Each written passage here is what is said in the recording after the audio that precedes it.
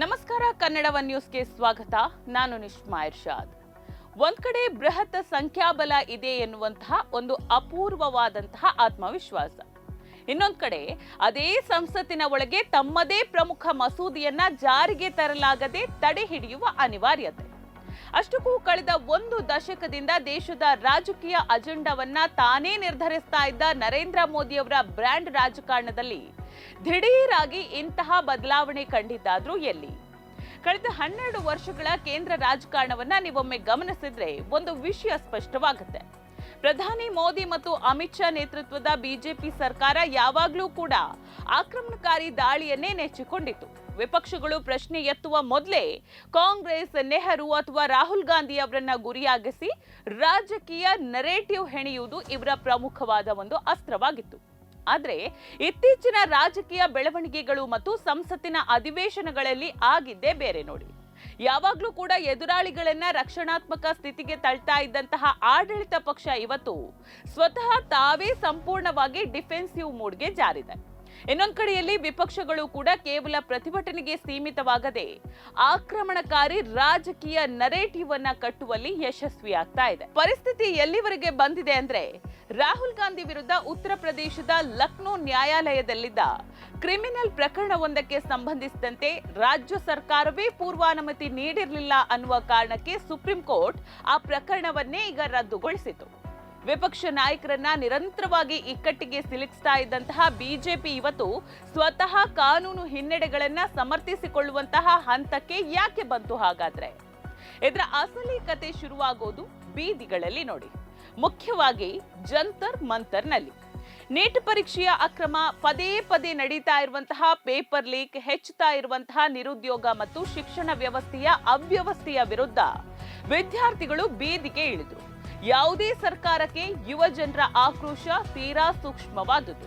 ಆದ್ರೆ ಆ ಸಮಯದಲ್ಲಿ ಆಡಳಿತ ಪಕ್ಷದ ನಾಯಕರು ನಡ್ಕೊಂಡ ರೀತಿ ಬೆಂಕಿಗೆ ತುಪ್ಪ ಸುರಿಯಿತು ನೋಡಿ. ಇವ್ರೇನ್ ಮಾಡಿದ್ರು ಅಂತ ಹೇಳಿದ್ರೆ, ಸಿಜೆಪಿ ಕಾರ್ಯಕ್ರಮದಲ್ಲಿ ಪ್ರತಿಭಟಿಸಿದಂತಹ ಕಾನೂನು ವಿದ್ಯಾರ್ಥಿಗಳ ನೋಂದಣಿಯನ್ನೇ ರದ್ದುಗೊಳಿಸುವುದಾಗಿ ಬೆದರಿಕೆಯನ್ನ ಹಾಕೋದಕ್ಕೆ ಶುರು ಮಾಡಿದ್ರು. ಆದ್ರೆ ಕಾಕ್ರೋಚ್ ಪಾರ್ಟಿ ಸೇರಿದಂತೆ ಯುವಕರು ಸೋಷಿಯಲ್ ಮೀಡಿಯಾದಲ್ಲಿ ಸಾಂಘಿಕವಾಗಿ ಧ್ವನಿ ಎತ್ತಿದಾಗ ಇವರು ತಮ್ಮ ನಿರ್ಧಾರದಿಂದ ಹಿಂದೆ ಸರಿಬೇಕಾಯ್ತು. ಇನ್ನು ಧರ್ಮೇಂದ್ರ ಪ್ರಧಾನ್ ಜೆನ್ಸ್ಗಳನ್ನ ದಾರಿ ತಪ್ಪಿಸಲಾಗ್ತಿದೆ ಅಂತ ಹೇಳಿದ್ರೆ, ಕಂಗನಾ ರನಾವತ್ ಪ್ರತಿಭಟನಾಕಾರನನ್ನ ಗಟ್ಟರ್ ಜನರೇಷನ್ ಅಂತ ಜರೆದ್ರು.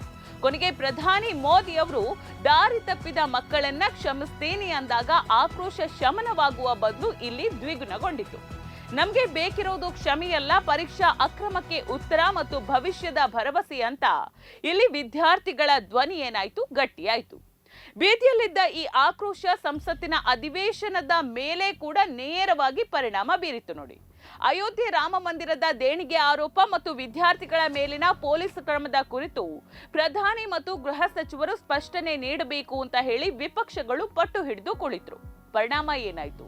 ಸರ್ಕಾರಕ್ಕೆ ಸ್ಪಷ್ಟ ಸಂಖ್ಯಾಬಲವಿದ್ರೂ ಒಂದು ದೇಶ, ಒಂದು ಚುನಾವಣೆ ಅಥವಾ ಕ್ಷೇತ್ರ ಮರು ವಿಂಗಡಣೆಯಂತಹ ಪ್ರಮುಖ ವಿಷಯಗಳನ್ನ ಮುನ್ನಡೆಗೆ ತರುವುದಕ್ಕೆ ಇಲ್ಲಿ ಸಾಧ್ಯ ಆಗಲಿಲ್ಲ.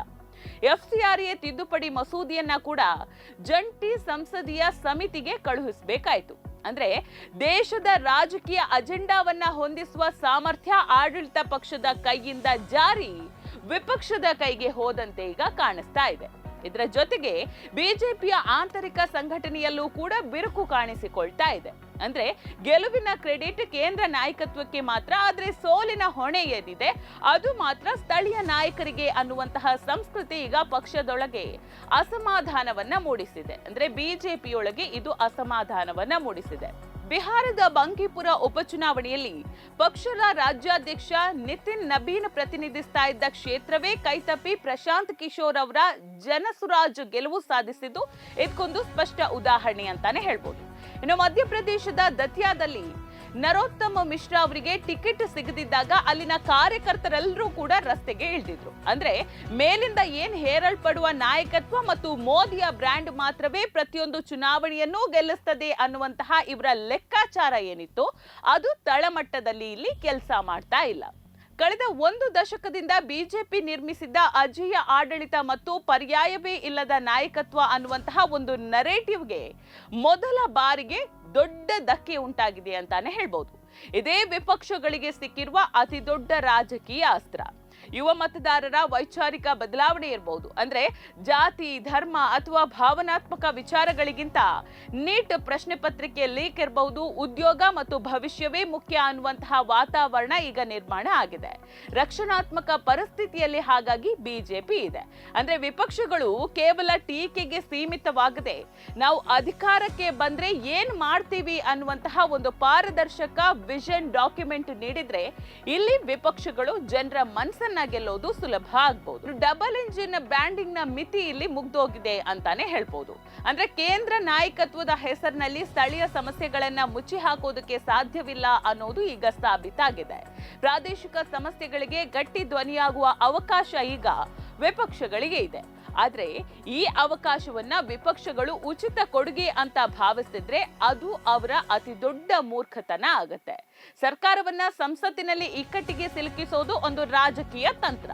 ಆದ್ರೆ ಜಂತರ್ ಮಂತರ್ನಿಂದ ಹಿಡಿದು ರಾಜ್ಯಗಳ ಬೀದಿಗಳವರೆಗೆ ಎದ್ದಿರುವಂತಹ ಯುವ ಜನರ ಆಕ್ರೋಶಕ್ಕೆ ಒಂದು ಸ್ಪಷ್ಟ ಪಾರದರ್ಶಕ ಪರ್ಯಾಯ ನೀತಿಯನ್ನ ನೀಡೋದು ವಿಪಕ್ಷಗಳ ಮುಂದಿರುವಂತಹ ನೈಜವಾದ ಸವಾಲು ಅಂತಾನೆ ಹೇಳ್ಬೋದು.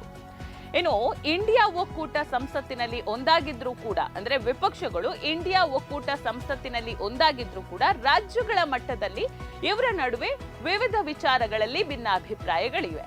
ಅಧಿವೇಶನದ ಕೊನೆಯಲ್ಲಿ ಕೆಲವು ಪಕ್ಷಗಳು ಸ್ಪೀಕರ್ ಚಹಾಕೂಟವನ್ನ ಬಹಿಷ್ಕರಿಸಿದೆ. ಆದ್ರೆ ಡಿಎಂಕೆ ಭಾಗವಹಿಸಿದ್ದು ಕೂಡ ಮೈತ್ರಿಯ ಒಳಗಿನ ಒಂದು ಸಣ್ಣ ಬಿರುಕನ್ನ ಕೂಡ ಇಲ್ಲಿ ಎತ್ತಿ ತೋರಿಸ್ತಾ ಇದೆ.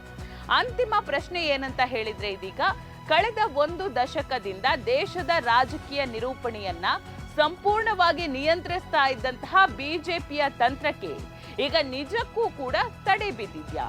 ವಿಪಕ್ಷಗಳು ಈ ಅವಕಾಶವನ್ನ ಕೇವಲ ವಿರೋಧಕ್ಕೆ ಬಳಸಿಕೊಳ್ಳದೆ ಪರ್ಯಾಯ ಶಕ್ತಿಯಾಗಿ ಬೆಳೆಯುತ್ತಾ ಅನ್ನೋದಕ್ಕೆ ಮುಂಬರುವ ಚುನಾವಣೆಗಳಲ್ಲೇ ಉತ್ತರ ಸಿಗಲಿದೆ. ನೋಡ್ತಾ ಇರಿ ಸಮ ಸಮಾಜಕ್ಕಾಗಿ ಕನ್ನಡ ಒನ್ ನ್ಯೂಸ್. ನಮಸ್ಕಾರ.